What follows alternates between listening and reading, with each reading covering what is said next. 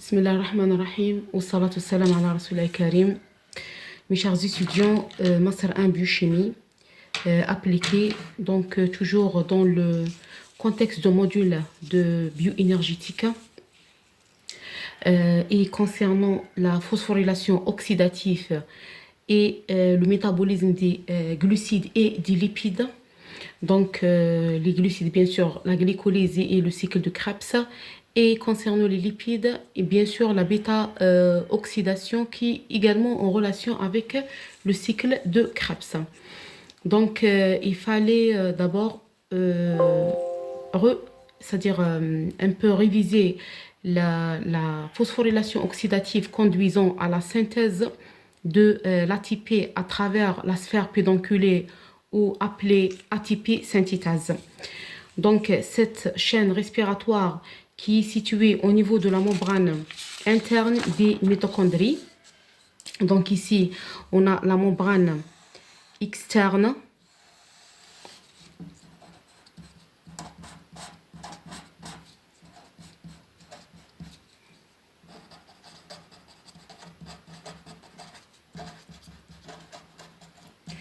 Et bien sûr, on a l'espace intermédiaire.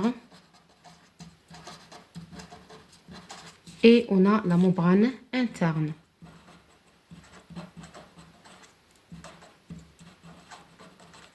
Dans la membrane interne, qui est riche en protéines, on trouve cette chaîne respiratoire ou bien transporteuse d'électrons et d'électrons-protons. Donc, bien sûr, ça c'est la bicouche lipidique dans laquelle sont intégrées ces protéines qui ont un rôle très pertinent dans les réaction d'oxydoréduction en relation bien sûr avec les substrats du cycle de Krebs. Donc le premier transporteur, ce sont des enzymes à coenzyme NAD.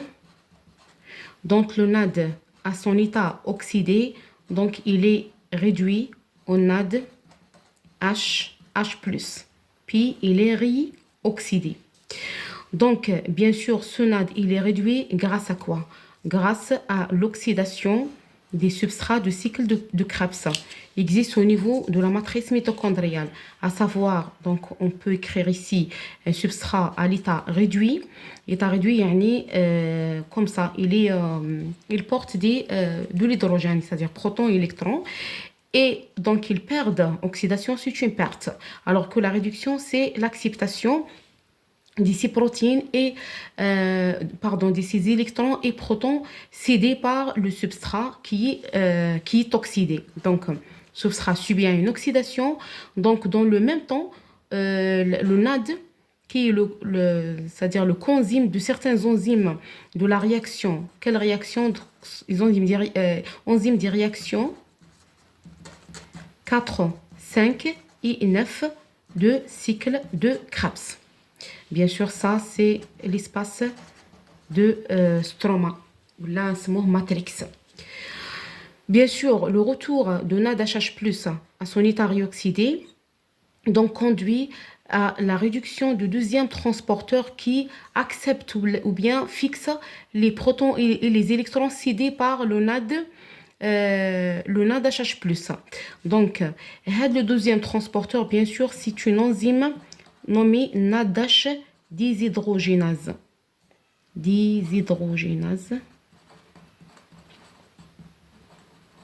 Le NADH déshydrogénase a un coenzyme qui est le FAD. Le FAD oxydé, il est réduit par la fixation de 2 électrons et de 2 protons.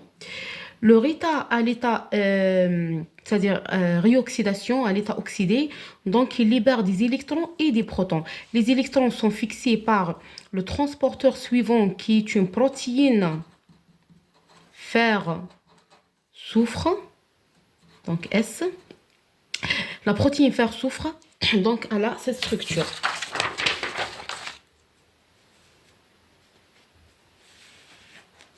Donc, la protéine fer-soufre a cette structure. Donc, on a des ions de fer et de soufre. C'est pour cela l'appellation protéine fer et soufre. Donc ici, on a des acides aminocystéines avec les groupes monthiols et la protéine, bien sûr, avec l'extrémité N-terminale et C-terminale. Donc, la protéine fer soufre est oxydée ou la réduit par,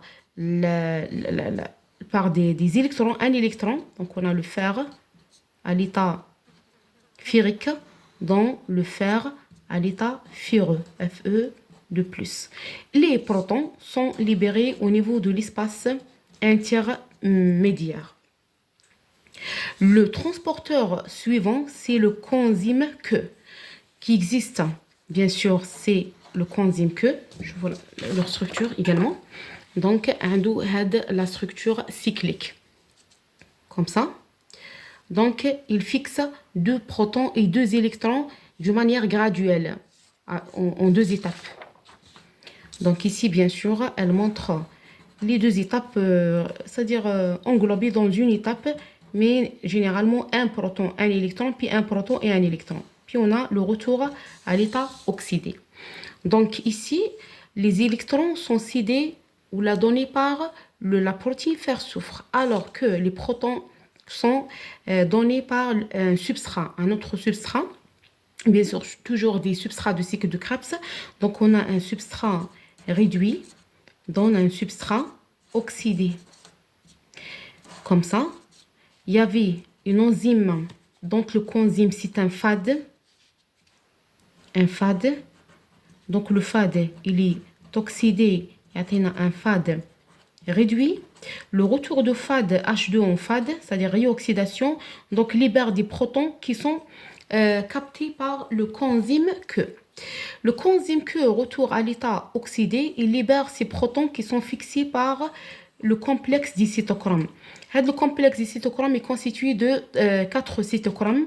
Les hommes, le cytochrome B, le cytochrome C1, le cytochrome C et le cytochrome A plus A3. Comme ça. Donc, le cytochrome qui a cette structure, donc, voilà. Donc, on a un noyau tétrapyrolique. C'est un pyrrole. Alors, tétrapyrolique fixe une protéine. Donc, on a une partie protéique, une partie aprotéique. Le noyau tétracyclique porte un atome de fer qui est responsable de l'oxydoréduction. Toujours, donc, on parle d'un atome ferrique et l'atome de fer ferreux. Donc, plus 3, lorsqu'il capte un électron, donc la valence indique ça va être diminué. Parce que l'électron, il est chargé négatif. Donc, plus 3, plus un électron qui est négatif, c'est-à-dire plus moins 1, comme ça. C'est-à-dire, ça va donner F plus 2. OK? Donc, c'est le fer ferrique. Donc, ici, c'est Fe3 plus un électron qui est négatif. Je crois que c'est 3 moins 1. Ça va donner un F2 plus. Et la réaction, elle est toujours réversible.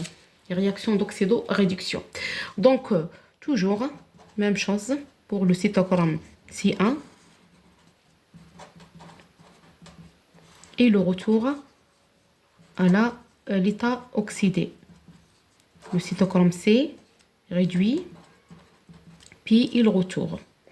Donc, le cytochrome A plus A3 à l'état oxydé, puis il est réduit. Donc, les électrons sont bien sûr libérés au niveau de stroma et le distant ou le devenir de ces protons existe au niveau de l'espace intermédiaire.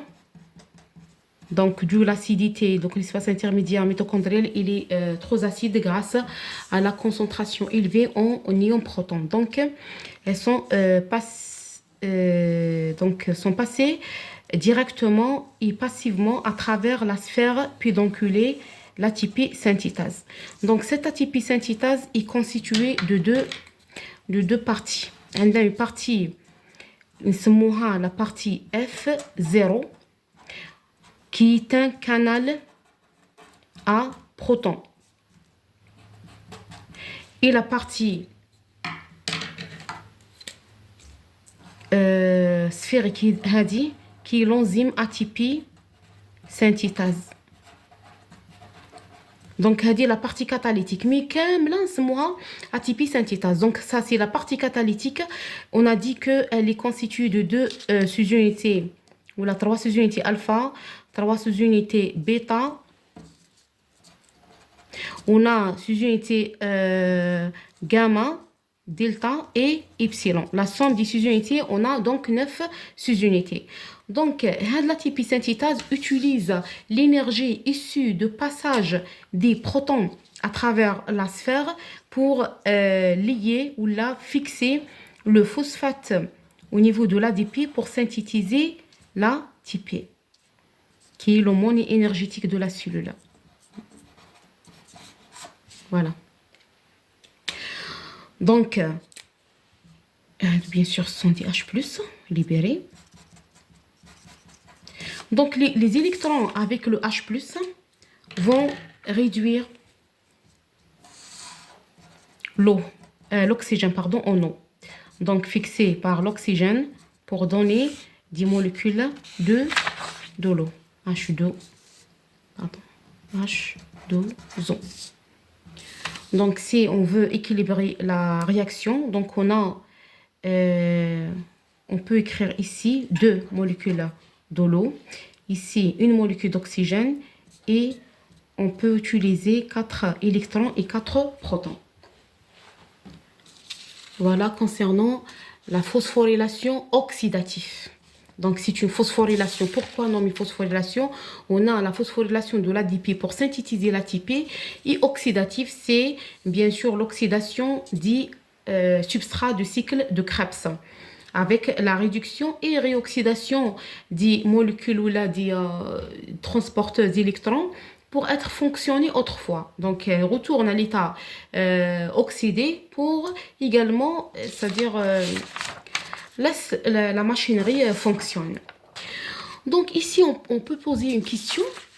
Pourquoi le sens de l'oxydation ou des réductions, oxydoréduction passe son retour? Il passe du premier transporteur jusqu'à la fin, jusqu'à l'oxygène. Donc la réponse, c'est que ces transporteurs d'électrons sont classés selon un ordre croissant de potentiel redox. Ça, c'est l'échelle de potentiel redox. E' en volts. Donc, le potentiel redox, c'est la capacité d'un élément de capter des électrons et de protons. On a de la capacité que ce soit faible ou élevé d'oxydation et de réduction, c'est-à-dire de capter les électrons et les protons de transporteurs précédents. Donc ici, on a ça, c'est un transporteur ou ça, c'est l'autre. Donc ça a une capacité élevée de capter les électrons et les protons. Ça également, il a une capacité élevée par rapport à ça. Donc, elle passe comme ça dans un ordre croissant jusqu'à l'accepteur terminal qui est l'oxygène. Donc, là, on peut voir ici l'enzyme à coenzyme NAD. Il a un potentiel moins de 0,32 en volts. Donc, elle augmente d'un transporteur à l'autre. Donc, ici, maintenant, on a les NADH déshydrogénase, c'est à peu près moins 6,6, 0,06 volts. Et elle augmente jusqu'à plus 0,81 pour l'oxygène. Voilà. On passe maintenant aux étapes de l'oxydation. Donc, on passe maintenant aux étapes de la dégradation des glucides.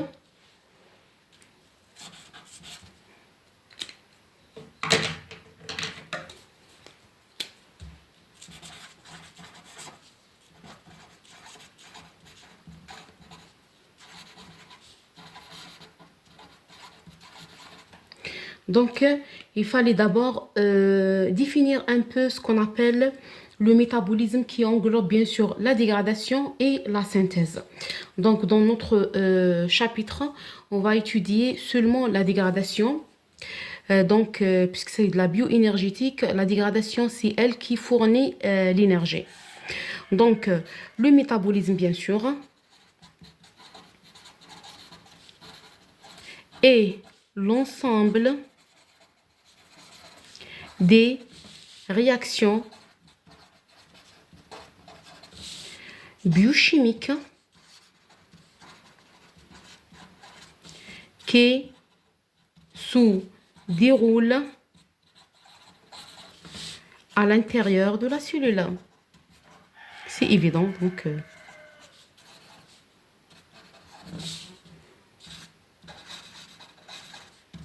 donc, les réactions, bien sûr, permettant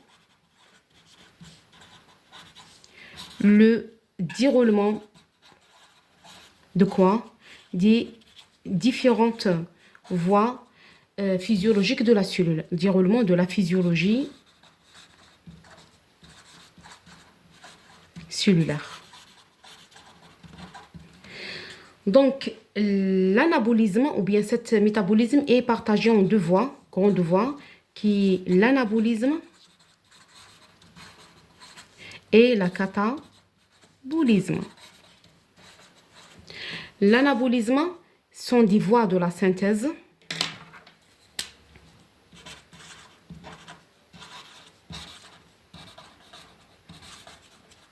et la catabolisme sont les voies de la dégradation.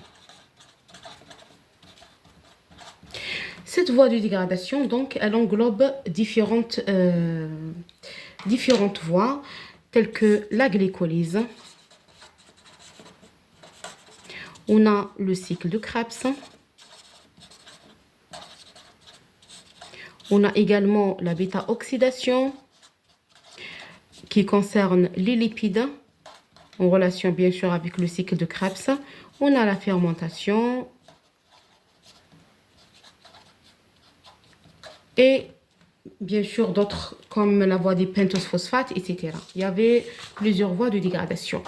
Donc, dans notre partie ici, donc, on va entamer ou bien étudier la glycolyse.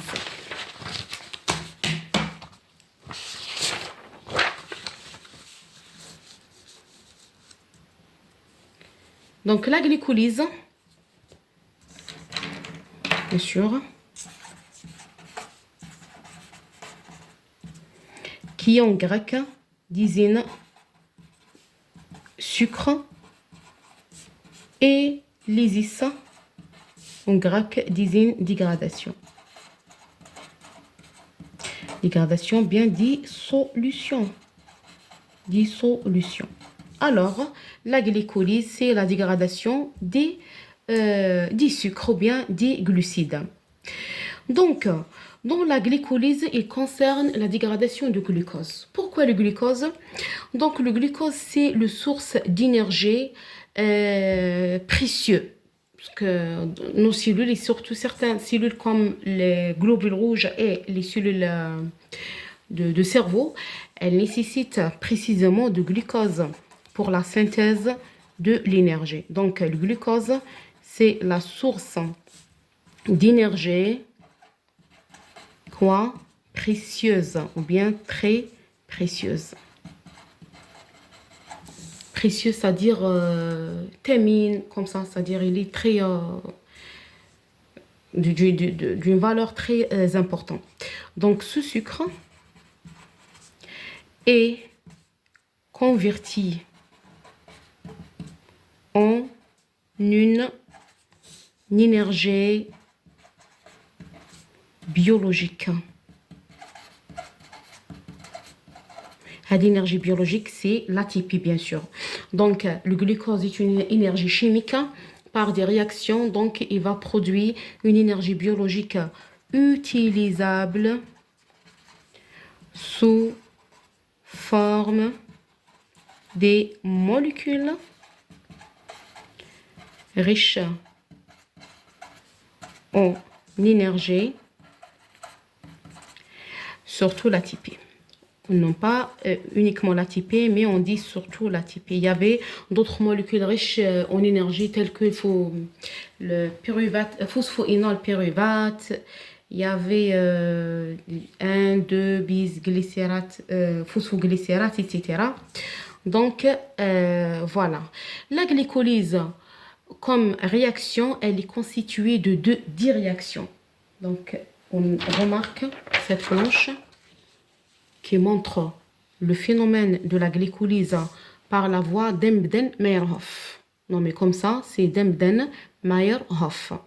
Donc, elle est constituée de 10 étapes. Ces étapes, elles englobent des réactions réversibles et des réactions irréversibles. Donc, on a la première, la troisième et la 10e réaction sont des réactions irréversibles.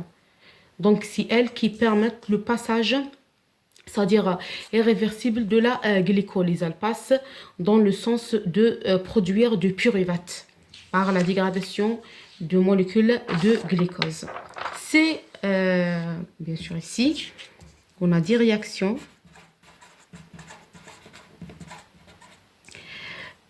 Les réactions sont anaérobies, c'est-à-dire elles ne nécessitent pas l'existence de l'oxygène.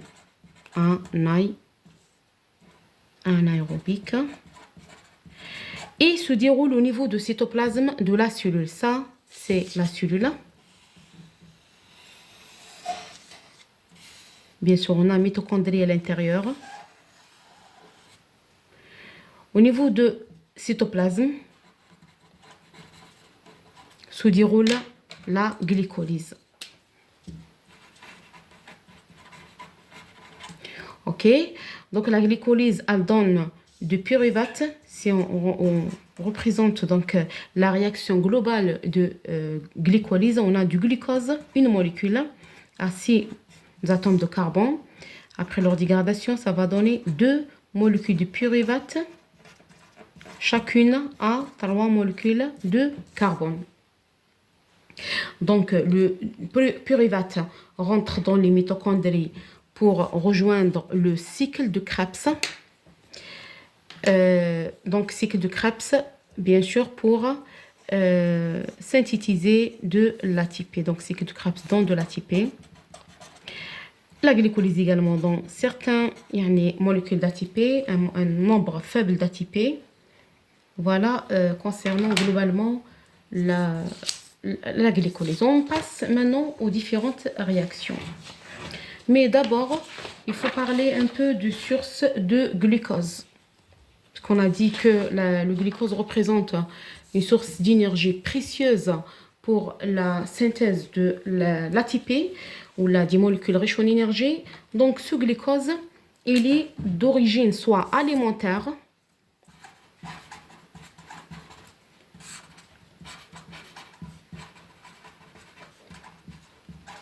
ou bien de réserve.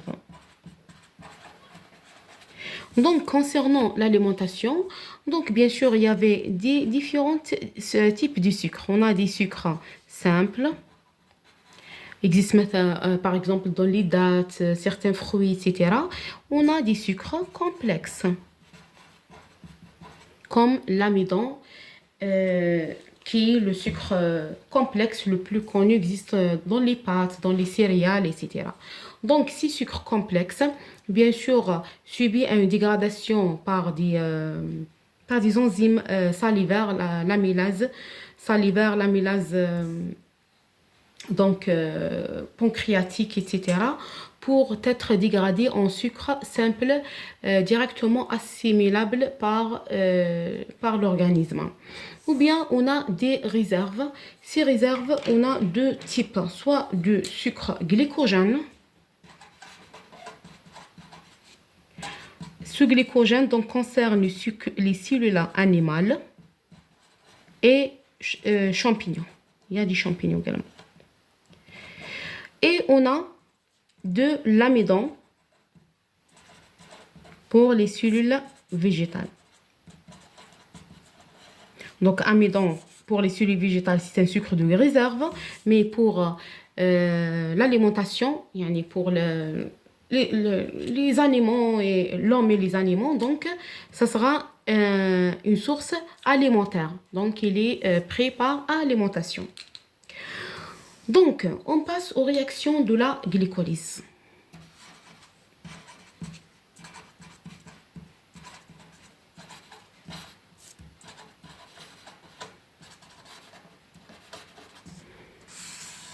On a dit que la glycolyse passe par des réactions. Concernant la première réaction, consiste à quoi? Consiste à une phosphorylation de glucose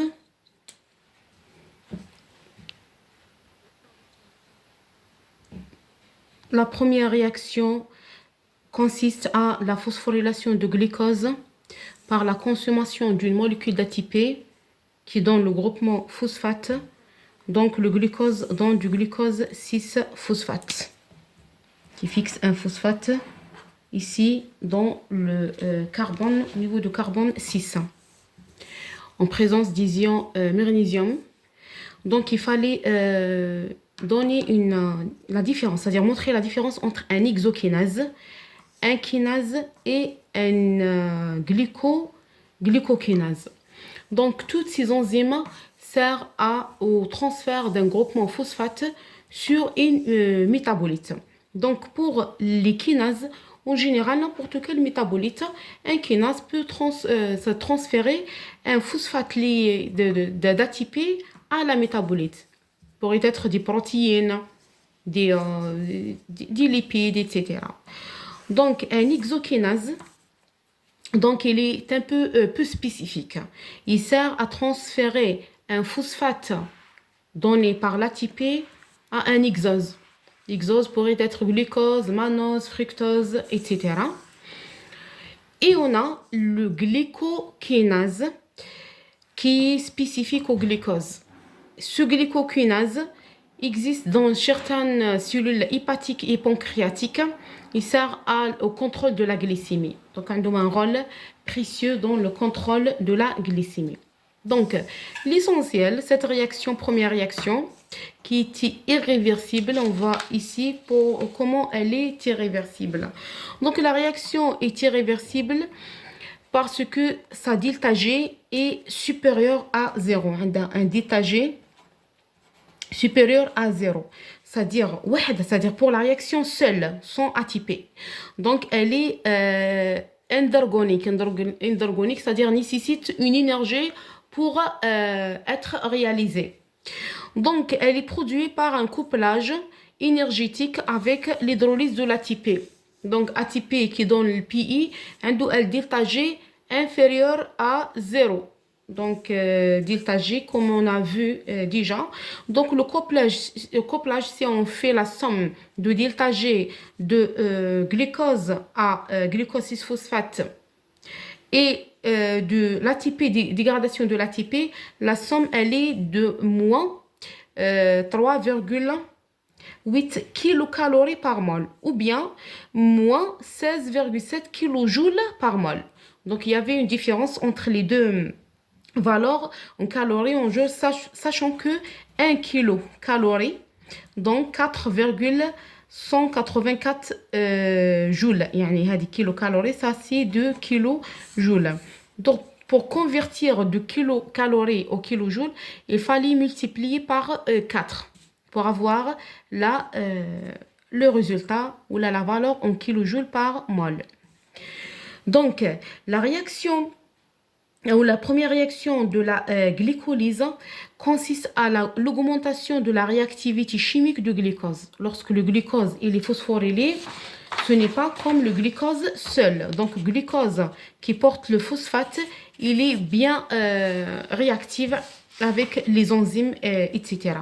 Donc, on a l'objectif de la première réaction également conduit à la séquestration du glucose dans le cytosome.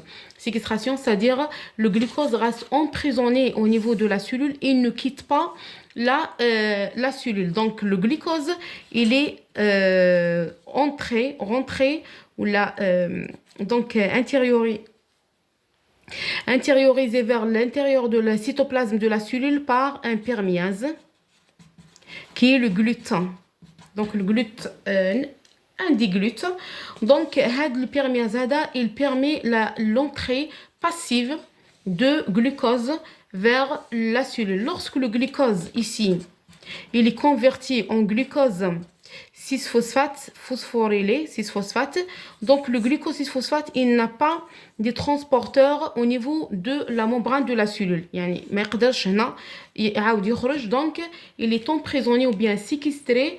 Donc, voilà. Donc, il n'y a pas une relibération de glucose. Également, elle permet de mettre ou là de mettre toujours la concentration de glucose à l'intérieur de la cellule faible par rapport à l'extérieur. Donc, un entrée encore d'autres molécules de glucose permet un entrée, c'est-à-dire du glucose d'une manière passive. Donc, on a un taux du glucose faible au niveau de la cellule, alors l'entrée du glucose encore. Voilà, concernant la première réaction, consiste à la phosphorylation de glucose en glucose. Concernant la deuxième réaction, donc consiste à une isomération. Isomération, donc c'est-à-dire la forme globale reste la même. La signification d'une isomération. La structure globale est la même, mais la structure spatiale, ça change. Il y avait une isomération fonctionnelle comme dans ce cas-là. Donc, un aldose qui est le glycose 6-phosphate est transformé en cytose qui est le fructose 6-phosphate. Donc, il y a un changement de la conformation.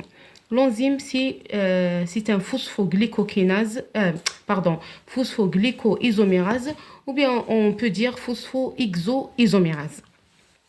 Cette réaction est une réaction réversible. On va voir donc pourquoi certaines réactions sont irréversibles et d'autres sont réversibles selon la delta G des différentes réactions. On passe à la troisième réaction qui consiste à la phosphorylation de produits de la deuxième réaction. Bien sûr, toujours on a comme ça. Le produit de la réaction 1, c'est le substrat de la réaction 2, etc. Donc, le fructose 6-phosphate est phosphorylé en fructose 1,6-bisphosphate par l'enzyme phosphofructokinase et la consommation d'une molécule d'ATP.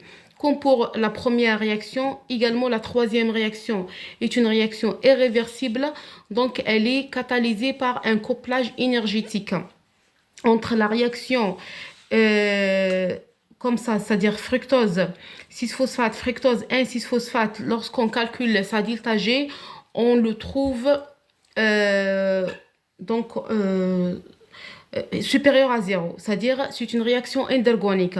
Par couplage avec la réaction exergonique de l'hydrolyse de l'ATP en ADP, on a ADP plus PI, le PI bien sûr fixé ici. Donc, donc ce couplage donne globalement une réaction très exergonique. C'est pour cela qu'elle est irréversible. Donc elle passe dans ce sens. La quatrième réaction consiste à la dégradation de fructose 1,6-phosphate générée par la troisième réaction, par la réaction catalysée par un aldolase, en deux molécules à 3 carbones. C'est le GAP, c'est-à-dire glycéraldéhyde triphosphate, et le dihydroxyacétone phosphate, la DHAP. Cette DHAP est convertie également isomérie en GAP par l'enzyme triose phosphate isomérase. Donc, c'est le GAP, le seul triose utilisé pour la suite de la glycolyse et non pas la DHAP. Donc, ici, c'est une étape supplémentaire.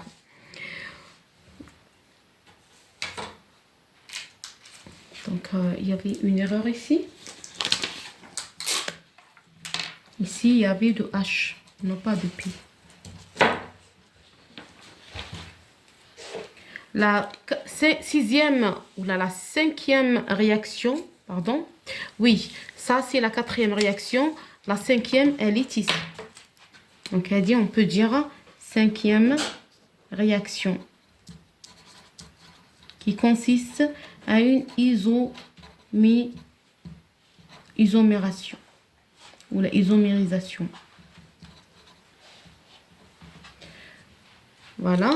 La 6e réaction, c'est une phosphorylation et déshydrogénation. De quoi? Des GAP. Donc, un fructose 1,6-phosphate, donc GAP et DHAP. Le DHAP est converti en GAP, c'est-à-dire maintenant on parle de 2 GAP, 2 molécules de glycéraldéhyde qui seront déshydrogénées et phosphorylées. La déshydrogénation est effectuée par la réduction de NAD au NADH+, et la phosphorylation est effectuée non pas par la consommation d'une molécule d'ATP, mais par un phosphate qui existe au niveau du cytoplasme, phosphate cytoplasmique. Donc, il phosphoryle le GAP dans son carbone ici, au niveau de la fonction aldéhyde.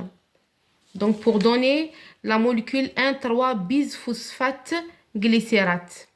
L'enzyme, c'est glycéraldéhyde 3-phosphate déshydrogénase. La réaction, elle est réversible. Donc, cette molécule 1,3-bisphosphate glycérate est une molécule énergétique forte, c'est-à-dire pourrait être utilisée dans la libération de l'énergie, donc par la dégradation de ces liaisons phosphodiester. La 7e réaction consiste à une déphosphorylation. C'est une déphosphorylation.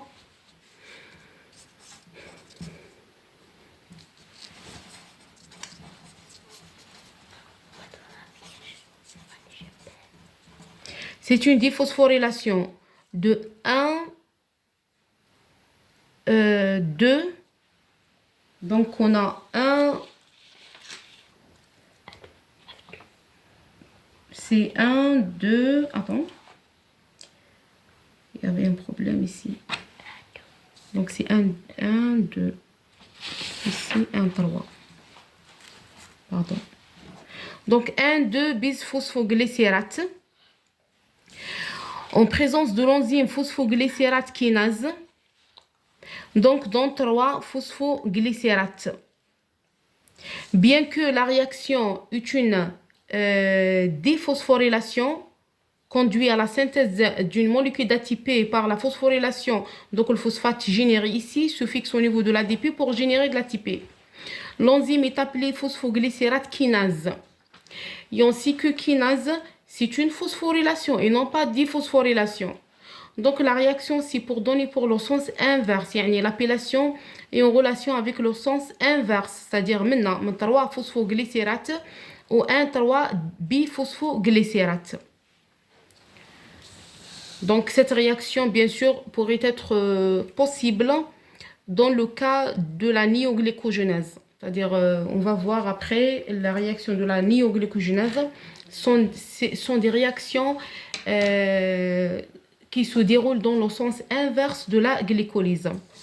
La 8e réaction consiste donc à une mutation de 3 phosphoglycérates en 2 phosphoglycérates. Qu'est-ce que ça veut dire mutation?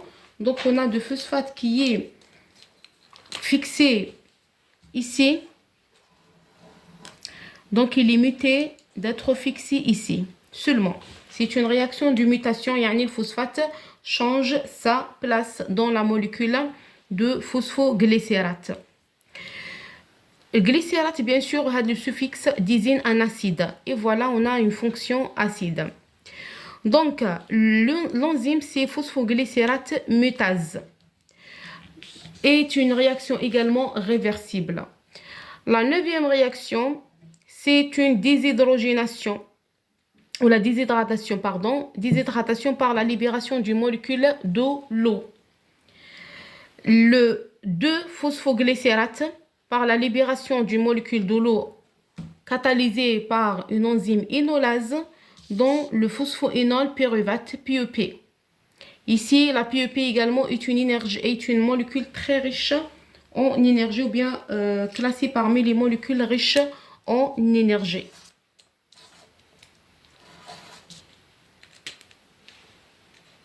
Donc ici, on peut dire la réaction, c'est une déshydrogénation.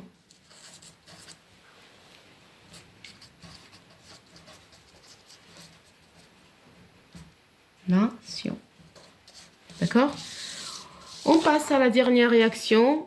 C'est une réaction de déphosphorylation. Donc, déphosphorylation. De quoi? De PEP en pyruvate.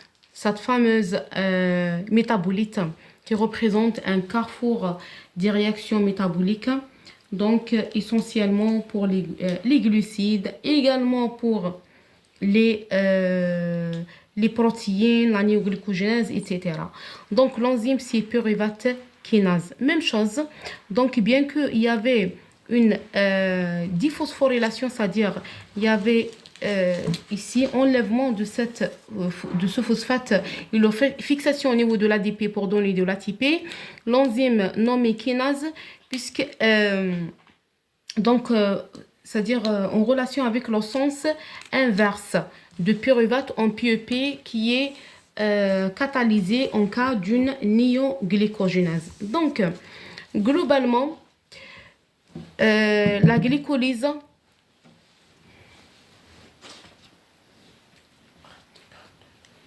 passe par 10 réactions.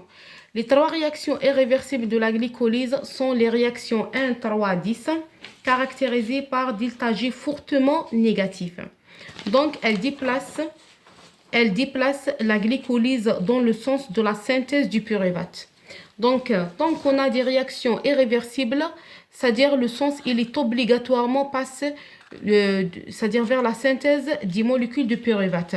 Ces réactions de la glycolyse pourraient être classées en 2 grandes étapes. Donc, la première étape d'ici du glucose jusqu'à la formation de 2 molécules de glycéraldéhyde. Donc, dans ces étapes, il y avait la consommation de 2 molécules d'ATP sans avoir généré aucune molécule d'ATP. La deuxième étape, c'est de GAP glycéraldéhyde triphosphate jusqu'au pyruvate.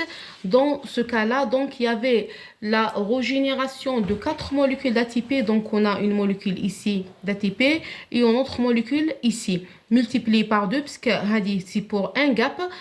Donc, on a 2 gaps, c'est-à-dire on a 4 molécules d'ATP avec la synthèse ou bien la régénération d'un NADPHH+. Cette NADHH+, bien sûr, est utilisée dans la synthèse de l'ATP via la chaîne respiratoire. Donc, il y avait une note à montrer ici. C'est que, donc dans ce tableau-là, comment on peut dire une réaction réversible et une réaction irréversible. Donc, on remarque ici, bien sûr, les valeurs de delta G prime et delta G 0 prime et delta G 0 prime, pardon. Donc, delta G 0 prime, c'est une réaction dans les conditions standards. On a parlé des réactions standards, les concentrations des réactifs toujours 1 molaire. On a la température, elle est c'est-à-dire elle est égale à 25